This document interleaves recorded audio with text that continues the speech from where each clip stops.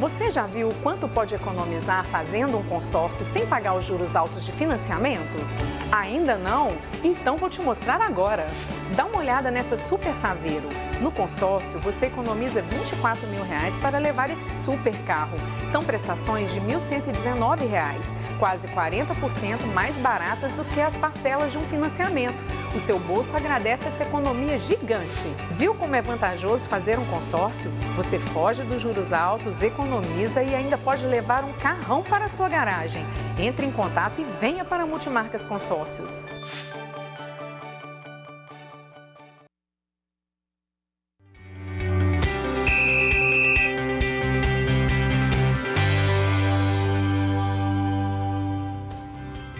Já que nosso objetivo é orientar aí as pessoas que estão nos acompanhando, estão falando sobre a violência no futebol, mas eu vou falar agora de uma outra coisa. Eu vou falar do Posto Atlântico, que fica na Avenida Portugal, número 150, onde você encontra o melhor preço de troca de óleo de Belo Horizonte. Não existe. R$ 69,90 o óleo sintético, incluindo o filtro, mais o óleo, naturalmente, não é? E você ainda pode pagar em 5 vezes no seu cartão de crédito. E o semissintético por R$ 79,90. Mas vai ser barato assim só no Posto Atlântico, que é distribuidor dos produtos Ipiranga, fica na Avenida Portugal, número 150, ali no Jardim Atlântico, e atende toda aquela região ali da Pampulha. Eu vou fazer uma pergunta para ele que vai interessar, porque até é bom saber se já está dentro dessa pesquisa que vocês fazem dentro da UFMG. Mas, Matheus, sobre os hooligans na Inglaterra, ele estuda muito sobre essa questão lá. O que você poderia dizer? O que melhorou, o que não melhorou? Como é que andam as coisas? Olha, acho que atualmente o único time que tem assim, uma torcida muito voltada ainda para o hooliganismo é o Millwall, que é uma das principais, que até tem o filme dos hooligans, né? A torcida do Millwall, a torcida do West Ham.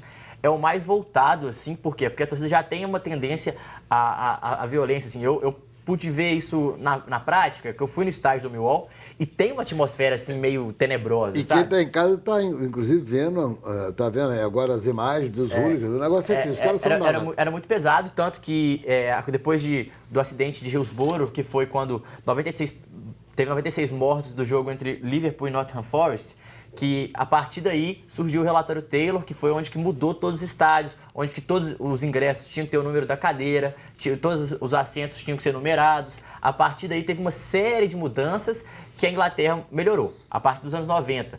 Então, assim, o próprio estádio do Millwall, o The Den, foi o primeiro estádio a entrar nesse relatório Taylor, foi o primeiro a ter que ter a mudança.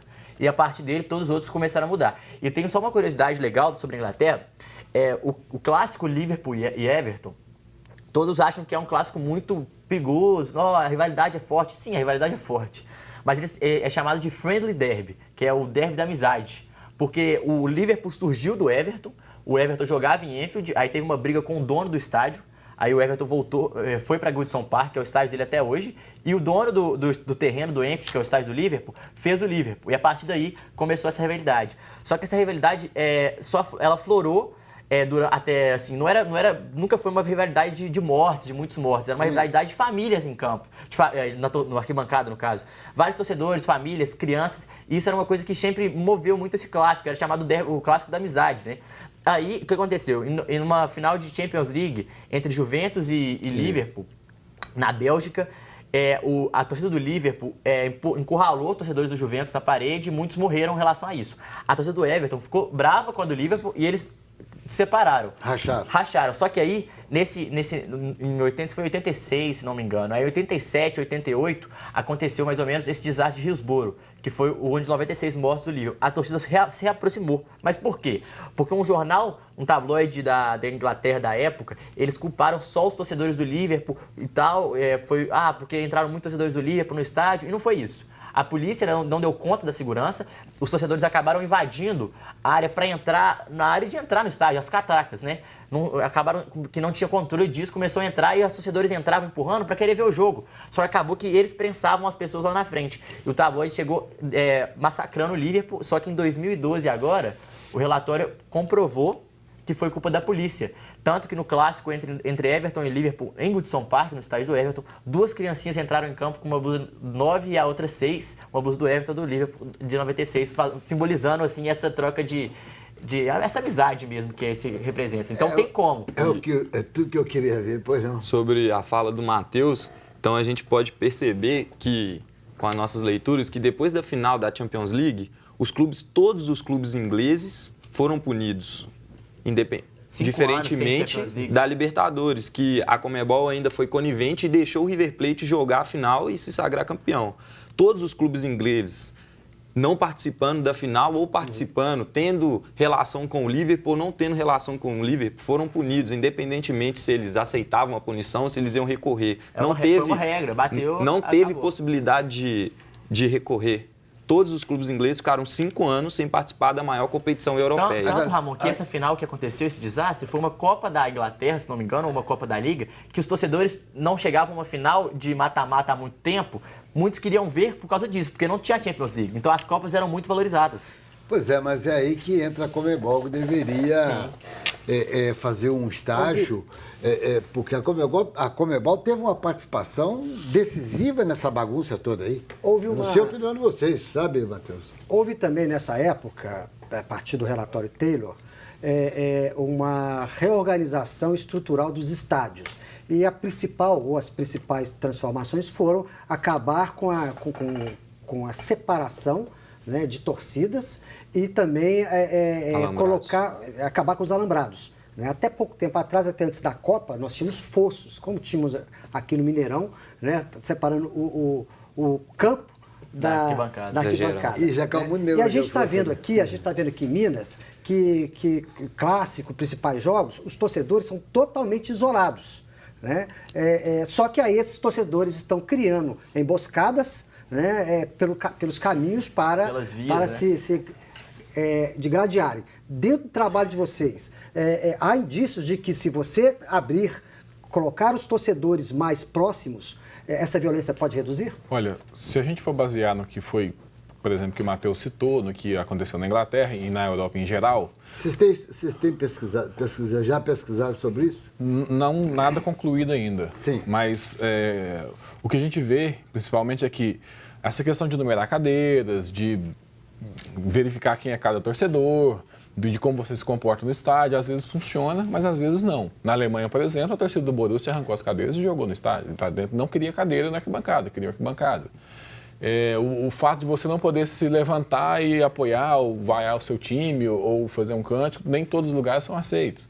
No Mineirão mesmo já acontece de às vezes você levantar e a pessoa pedindo para você sentar. Verdade. Acho que agora a torcida do Inter também pediu para tirar as cadeiras da geral. Exatamente. Também para esse ano de 2019, vai acontecer mais ou menos isso. E só que a gente vê, quando a gente pensa, mas na Europa é mais organizado. Não é. Recentemente a torcida do Feyenoord jogou uma bomba dentro do estádio, na arquibancada adversária. Sempre que tem jogo Roma com algum time que tem rivalidade, eles marcam algum ponto de encontro e vão brigar, como briga com qualquer torcida. Tottenham e Arsenal sempre também tem uma quebradeira fora do estádio. Essas mudanças, como eu disse agora um pouco antes, que a imposição da situação não resolve totalmente o problema. Existiu a imposição lá na Inglaterra e a Europa em geral está acatando, mas não resolve o problema. Ainda existe briga de torcida, tem torcidas muito mais violentas que as torcidas que aqui no Brasil a gente acha que é muito violenta, mas a Espanha, o Real Madrid tem uma torcida violentíssima, a Lazio tem uma torcida violentíssima, que eles ficam escondidos, elas não aparecem na TV, elas estão no canto mas há um controle, e há punições, né? O problema é que a gente percebe que está acontecendo a perda do controle. Mas a questão é, o controle e a punição não são suficientes. Não é a solução. Mas qual seria a solução? Quando você lida com um bloco de, sei lá, hoje os nossos estádios têm em torno de 69, 70 mil no máximo. Quando você imagina um estádio com 70 mil pessoas, você tem pessoas de todos os tipos lá dentro. Não é um controle só, não vai servir para todo mundo. Seria a personalização do torcedor, a você tem que identificação. saber conscientização também, né? Exatamente. Mas o processo de conscientização leva um pouco de tempo, né? A mudança estrutural, hábito, principalmente no nosso país, onde o investimento em educação é uma vergonha, né? Então leva... Não, ainda é, isso vai levar um tempo. Vai demorar um tempo, aguardar. Para mudar. Então, assim, essa personalização, identificação completa. É por aí, é isso que vocês estão identificando? Pode ser um passo interessante. É porque a gente pode experimentar, que nunca foi experimentado na América Latina. É uma coisa nova. Né? Muita gente não engoliu o fato das cadeias na arquibancada até hoje. E aonde... aqui no Brasil, pelo menos em Minas Gerais, não é respeitado o lugar. Mas onde entra aí o governo, as autoridades, a polícia?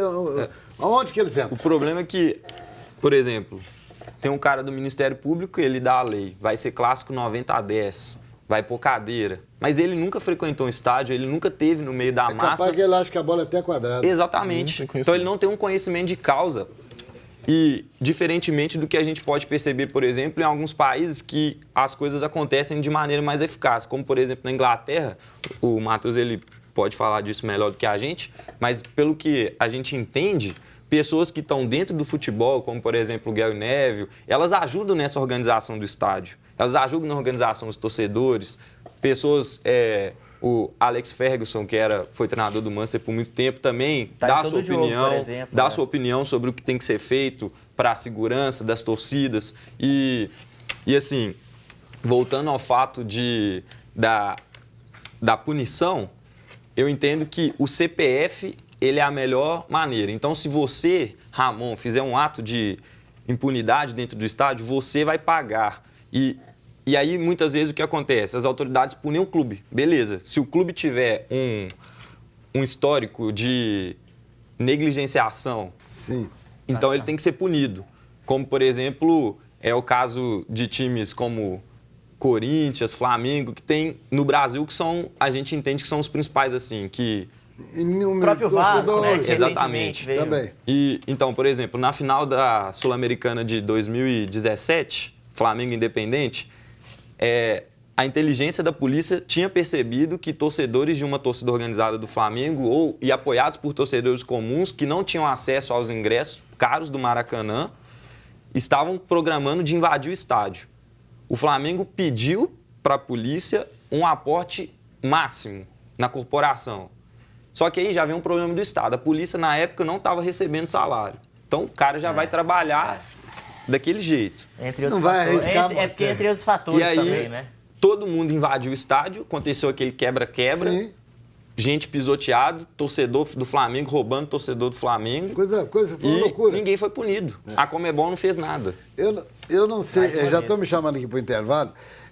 Eu vou só lembrar um fato aqui com o Mário Celso Petralha no Atlético Paranaense. Quando ele derrubou o estádio,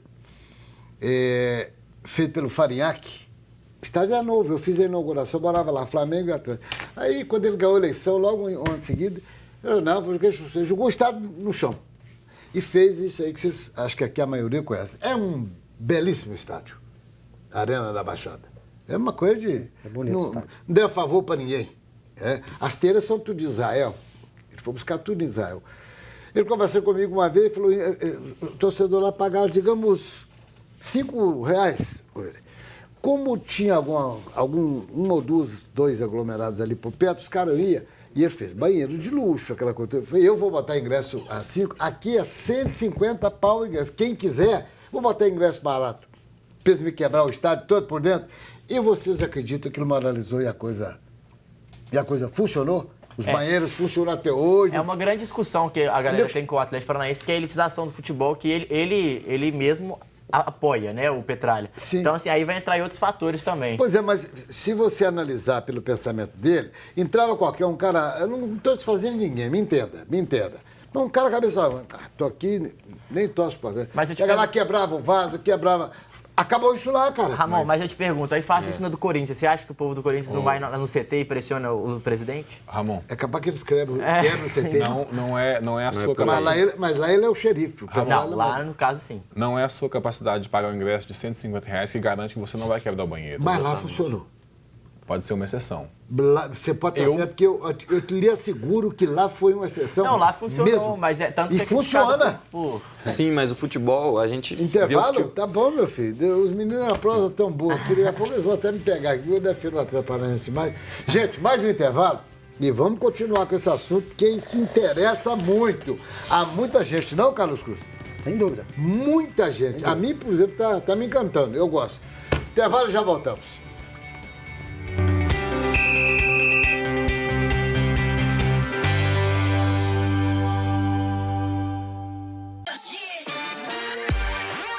Temporada de ternos Ponto M. Os melhores ternos numa promoção incrível. Ternos Slim Fit e corte italiano nos melhores preços e condições de pagamento em até 6 vezes sem juros. E você ainda pode ganhar de presente uma linda gravata à sua escolha. Aproveite, promoção por tempo limitado. Ponto M, nos principais shoppings.